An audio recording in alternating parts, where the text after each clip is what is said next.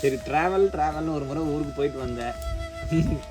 கோயம்பேடு ஒரு பெரிய அனுபவத்தை கொடுத்துச்சுன்னு சொல்லி கேள்விப்பட்டிருக்கேன். அது வந்து ட்ராவல்லாம் நம்மளுக்கு தனியா போறது வந்து ஒரு ஃபியர். எப்படி அவ்வளவு தூரம் போவ பாசியும் தெரியாம போய் தானே ஆகணும் சொல்லும் போது ஒரு ஞாபகம் வந்துச்சு. சன்னாடுல இருந்து நிறைய புகார் வந்துட்டே இருந்துச்சு. இப்ப வரவே வராது. இதுல வந்த புகார் என்ன ஆச்சு, ஏன் புகார் வந்துச்சு, ஏன் அவங்க மனசை அவ்வளோ கஷ்டப்படுத்துறீங்க, அது சம்பவத்தில் ஈடுபட்டவங்க யாரு, எந்த சன்னாட கடையில் வந்து நிறைய தேங்காயெல்லாம் வந்து ஏன் எடுத்தீங்களா வித்தீங்களா எடுத்து அந்த கதை கொஞ்சம் தெளிவாக சொல்லுங்களேன்.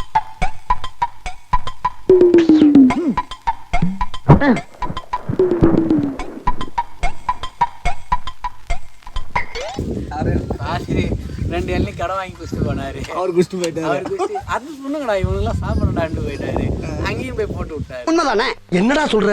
அவர்கிட்ட வாங்கின காசுக்கு ஏணி சின்னத்துல ஒரு குத்து, உங்ககிட்ட வாங்கின காசுக்கு தென்னை மரம் சின்னத்துல ஒரு குத்து, ஆக மொத்தம் ரெண்டு குத்துனே.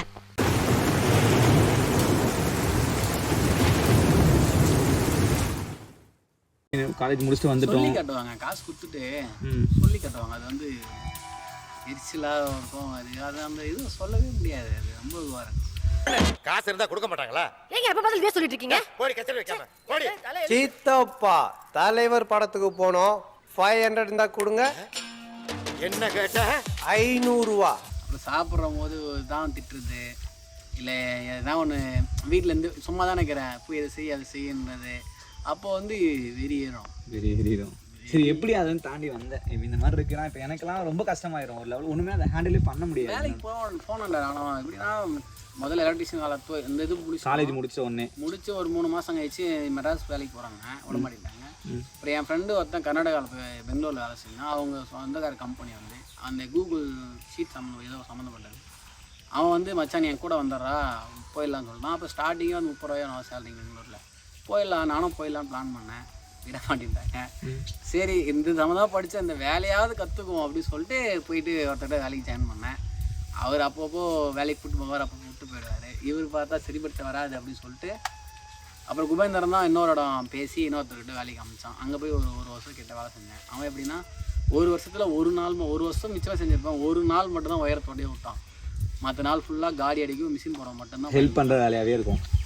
கஷ்டமாக அந்த மெயின் வேலை அந்த ஒயரிங் கற்றுக்கிறதுக்கு அந்த இதுவே சோர்ஸே விடவே கிடையாது. வாட்டர் லைன் அடிக்கிறது, சிவத்தில் கட்டிங் வால் கட்டிங் போடுறது, அது உடைக்கிறது, காடி அடிக்கிறது. இந்த பில்டிங் அடிச்சிட்டியா பைப்பு அந்த ஒயரிங் பைப் வச்சுட்டியா அடுத்த பில்டிங் போ. அந்த ஒயரிங் செய்கிற வேலைலாம் வேறு பசங்க செய்வானாங்க. இந்த வேலையே கண்டினியூஸாக ஒரு வருஷத்துக்கு மேலே கண்டினியூஸாக இதை மட்டும்தான் செஞ்சேன். நார்மலாக அந்த வேலையை கற்றுக்கணும்னா ஃபுல்லாக எலக்ட்ரிக்கல் ஒர்க் ப்ளம்பிங் கற்றுக்கணும்னா எவ்வளோ நாளில் 15 to 20 நாள் போதும். அதிகபட்சம் ஃபுல்லாக எல்லாத்தையுமே கற்றுக்கலாம். ஆனால் அதுக்கு ஒரு வருஷம் அதை தொடர்றதுக்கே ஒரு வருஷம். அதுவும் நைட்டு வேலையில் மட்டும்தான் அந்த ஒயரிங் போட்டேன். நைட்டு வேலை. ஆமாம், நைட்டு. என் ஃப்ரெண்டு அதிகம் கூட பெருமாள் என் ஃப்ரெண்டு ஒருத்தன் அங்கேயே வேலை செஞ்சதால அவன் அந்த நைட்டு வேலைக்கு அவன் தான் கூப்பிட்டு போனான். ஆள் இல்லைன்னு கூப்பிட்டு போயிட்டு அவன் தான் அன்றைக்கி நைட்டு உட்காந்து போர்டு எடுத்துறது, ஒயரிங் கனெக்ஷன் போடுறது, அந்த இதெல்லாம் அன்றைக்கி நைட்டு அவன் தான் உட்காந்து சொல்லி கொடுத்தான். அது ஒரு மெமரபிள் மூமெண்ட்டு. அதில் ஒரு குரு மாதிரி வச்சுக்கலாம் எலக்ட்ரிக்கல் இதில். இப்போ தொழில் ஃபுல்லாக அவளுக்கு தெரியுமா? ஃபுல்லாலாம் தெரியாது, பட் தெரியும், சமாளிக்க முடியும். கொடுத்தா வேலை செய்கிற அளவுக்கு தெரியும், சமாளிக்க முடியும். சரி, ட்ராவல்னு ஒரு முறை ஊருக்கு போயிட்டு வந்தேன். கோயம்பேடு ஒரு பெரிய அனுபவத்தை கொடுத்துச்சுன்னு சொல்லி கேள்விப்பட்டிருக்கேன். அது வந்து ட்ராவல்லாம் நம்மளுக்கு தனியாக போகிறது வந்து ஒரு ஃபியர். எப்படி அவ்வளவு தூரம் போவ பாசியும் தெரியாம போய் தானே ஆகணும். அந்த இடம் தெரியாத இடம் போயிட்டுமா எங்கன்னா தொலைஞ்சிருவோமா, இல்லை நம்ம காசு பத்திரமா வச்சு காசு பத்திரமா எடுத்துகிட்டு வருவோமா, அந்த மாரி வந்து ஒரு பேர் இருக்கு. அந்த பேரை போக்கணுங்கிறதுக்காகவே வந்து வெளியூர் போகிறது போயிட்டு வர்றது அந்த மாதிரி சூழ்நிலை அமையுது அப்படின்னா கிளம்பி ஓடிடுறது. மறக்குமா நெஞ்சம் மனசுல சலனம்.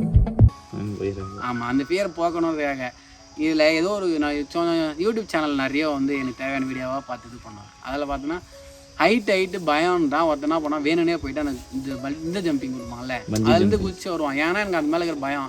டேய் செவல தாவுடா தாவு. எங்க தாவுறது? நானே தவந்துகிட்டு இருக்கேன்டா. ஐயோ முன்ன புண்ண தாண்டி பழக்கம் இல்லையே. அப்போ நம்மளுக்கு இது மேலே பயங்குது. அந்த பயத்தை வரும்போதோட ஃபேஸ் பண்ணி பார்த்துருவோமே. ஃபேஸ் பண்ணிட்டு அதுக்கப்புறம் அது மேலே பயம் வர மாட்டேங்குது. அதான்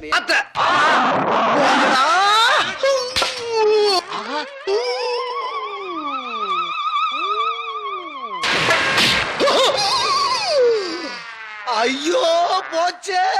இல்லை நீ சொல்கிற மாதிரி தான் எல்லாம் மேக்ஸிமம் இந்த நம்ம கிராமம் அந்த மாதிரி இருக்கவங்களே என்னன்னா இங்கேவே இருந்துட்டு பழகிட்டு எல்லாத்தையுமே வெளியே போகணுங்கிறதே வந்து கொஞ்சம் ரொம்ப பயமாகவே இருக்கும். பத்திரமா போயிட்டு வருவோமா, சின்ன சின்ன விஷயங்களுக்கு நார்மலான விஷயங்களும் நமக்கு பயமாகவே இருக்கும். அவங்க மேலே நம்பிக்கை வைக்க மாட்டாங்க, மற்றவங்க மேலே நம்பிக்கை வைக்க மாட்டாங்க. அதனால ஏற்படுற பயம் தான் அது. உனக்குன்னு இல்லை, ஐயோ நீ எனக்கும் எல்லாருக்குமே காமனாக இருக்கு. நான் எனக்கு இதை போக்குறதுக்காக இப்படி போகிறேன். ட்ராவல் பண்ணுறாங்கன்னு சொல்லும் போது தான் ஞாபகம் வந்துச்சு. சன்னாடுலேருந்து நிறைய புகார் வந்துகிட்டே இருந்துச்சு. இப்போ வரவே வராது. இல்லை வந்த புகார் என்ன ஆச்சு, ஏன் புகார் வந்துச்சு, ஏன் அவங்க மனசை அவ்வளோ கஷ்டப்படுத்துறீங்க, அது சம்பவத்தில் ஈடுபட்டவங்க யார், எந்த சன்னாட கரையில் வந்து நிறைய தேங்காயெல்லாம் வந்து யானை எடுத்தீங்களா விற்றீங்களா எடுத்து அந்த கதை கொஞ்சம் தெளிவாக சொல்லுங்களேன்.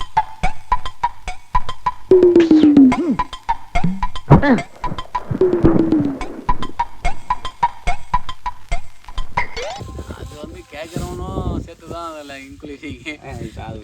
ஏங்க அடிக்கிற வெயில சூரிய பகவான் காயிற காய்ச்சலுக்கு நைட்ல தூங்க முடியல, என்ன பண்றது? நம்ம வீட்டுல மரமும் இல்ல, எங்க இருக்குது அங்க தானே எடுத்து பூமி தாய் நம்ம வளர்த்து வச்சிருக்கா, நம்ம போய் சாப்பிட்டு வருவோமே அப்படின்னு அப்படியே போயிட்டு சாப்பிட்டு வருவோமே. ஒரு சமூக சேவை ஆகும். இல்லை யாரெல்லாம் போனீங்க அது சொன்னா நாங்கள் தெரிஞ்சுப்போம். எங்கள் வருங்கால சந்ததிக்கு அது விளக்கமாக சொல்லுவோம். வழக்கமா போற டீம் கேட்குறீங்களா, எப்பயாவது போற டீம்? ரெண்டு கதையும் சொல்லுங்க. முதல்ல எப்பயாவது போற டீம்னா அங்கங்க இருந்து இந்த மணி நடக்கிறப்ப கூடும், அந்த எப்பயாவது போற டீம். அது எதுவுமே போற டீம்னா ஒண்ணு பிரபாகரன், சுவேந்திரன், பிரகாசம், அவ்வளவுதான் இருக்காது போற டீம். எப்படி எந்த டைமுக்கு போவீங்க, எப்படி அதை ஒரு கதையாக சொல்லுங்க. 9 மணிக்கு மேல ஆயிடுச்சுன்னா போவோம். ஏன் அப்பதான் வெளிச்சமா இருக்குமா? அப்பதாங்க ரொம்ப இருட்டா இருக்கான். கத்தி அவன் வீட்டுல தான் திருடி வந்துடுவான். கத்தி கிடைக்கலன்னா கிடைக்கலன்னா கல்லுதான். நம்ம இலக்கு என்ன? தேங்காய் கத்தி எப்படி இது பண்ணா இலக்கு அடைஞ்சோமா, அவ்வளவுதான். இல்ல தோராயமா எவ்வளவு தேங்காய் தருவி முடிச்சிருப்பீங்க நீங்க சாப்பிட்டு கிளீன் பண்ணதுன்னு? ஒரு ஆளே 10 தேங்காய் பிடிப்போம் மொத்தமா. நீங்க புகார் வந்தது 10 புகார் மேல வந்துச்சு. எவ்வளவு சம்பவம் கர்நாடகாவில் இருக்கிற மரத்துல கால வைக்காத மரமே இல்லடா. மரமே இல்ல. இதுதான் 1 வருஷம் 2 வருஷம் பண்ணிருந்தோம். காலகாலமா எப்பப்பெல்லாம் வெயில் காலம் வருது அப்பப்பெல்லாம் போவோம். இன்னைக்கு இந்த பக்கம் போனோமா, இன்னைக்கு இந்த பக்கம் போவோம், நாளைக்கு அந்த பக்கம் போவோம்ல போவோம். அந்த தேங்காய் மரத்துல ஒரு சம்பவம் இதனால மறக்கவே முடியாதுங்க. இல்ல மாட்டிக்கிட்டோம் அப்படின்னா அது என்ன சம்பவம்? 2 தடவை சம்பவம் இருக்கு. ஒரு தடவை நான் மரத்துல ஏறி, அதாவது அந்த மணி நடக்கு எப்பயாவது போகணுமே, அந்த குரூப் மேலே ஏறி தேங்காய் பறிச்சு கீழே போட்டேன்.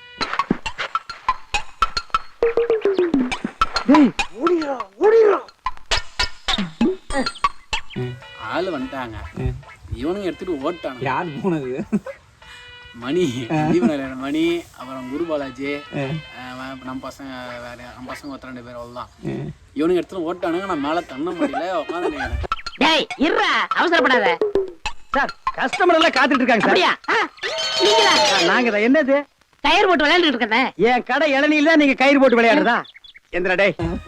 இவன் கல்லு மட்டும் எல்லாம் மாறி மேல அடிக்கிறான். ஆள் பாத்துட்டான் மேல இருக்கிறது. ஆளு பாத்துட்டான். அவனுக்கு தாள் வந்தாலும் ஓட்டானுங்க தேங்காய் தூக்கி போய் வந்தவனே. இவன் பேட்டரி எடுத்து கொட்டை அவ்வளோ தூரத்தில் இருந்துச்சு. பேட்டரி எடுத்து போய் வாட்டி மொத்தமான பேட்டரி எடுத்து வாடினான். சர்ன்னு வாங்கின்னு ஓடியான்ட்டேன். வந்தோம் இவனுக்கு எனக்காக வச்சிருப்பானுன்னு பார்த்தா பூரா தேங்காய் வெட்டி குடிச்சு ஒரு தேங்காய் வச்சுக்கிறானுங்க.